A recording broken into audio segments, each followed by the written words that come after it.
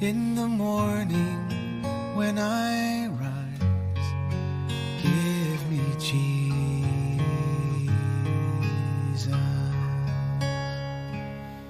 Good morning. So I know that I said yesterday that we would start talking about righteousness today, but I want to put that off till tomorrow if you'll let me, because I want to kind of wrap up everything we talked about last week. We were talking about sin. And oh my goodness, sinful behavior matters. We need to stop sinning. Did everybody hear me say that? Because I get accused an awful lot of being soft on sin, and I am not. Absolutely. Behavior from the flesh will do damage to you and others.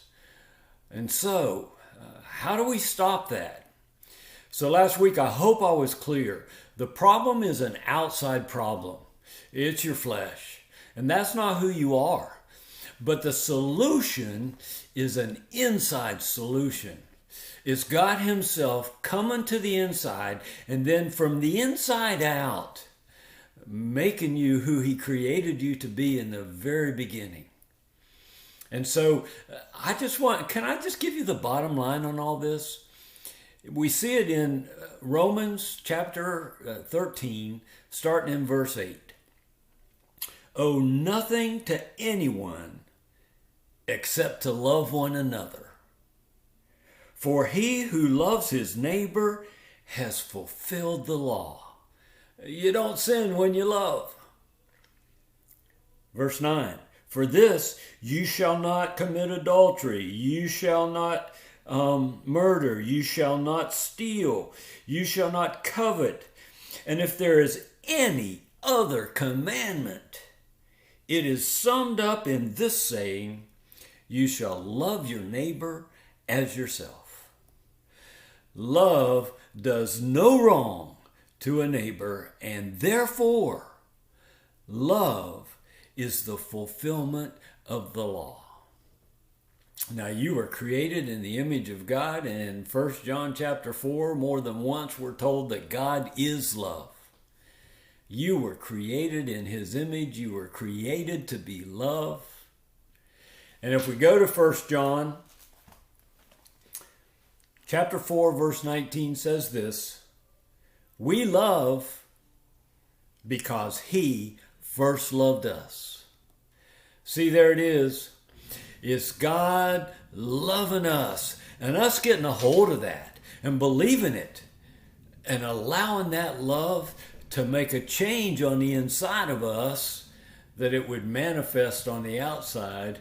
It's His love coming in, making us who we were created to be in the first place, and then His love flowing through us to others. That's the answer to any kind of flesh issue. That's the answer to any kind of behavior issue. That's the bottom line on sin. You become the lover that God intended for you to be from the very beginning, and sinful behavior will no longer be a problem.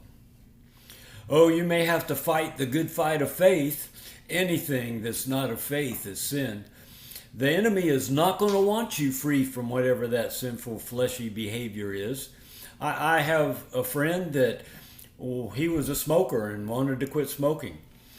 And every time he would light up a cigarette, he would say, thank you, Lord, that you love me so much that you have taken my desire to smoke away. And then he'd smoke a cigarette. And then the next time that he would pick up a cigarette, he would say, Lord, I just thank you that I am no longer a smoker because of the love that you have for me. You have taken this away. And he made that confession every time he would pick up a cigarette. And one day he had no desire to pick up a cigarette. And it's been years and he has never picked up another cigarette, because the love of God, once that becomes who you are, it absolutely makes a change to your fleshy behavior.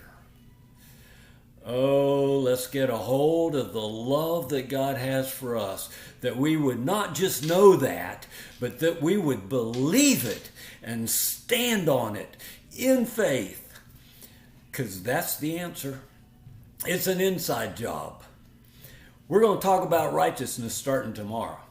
But today, I want you to behold the love that God has for you and believe it. We'll talk again tomorrow. God bless you. Give me Jesus. Give me Jesus.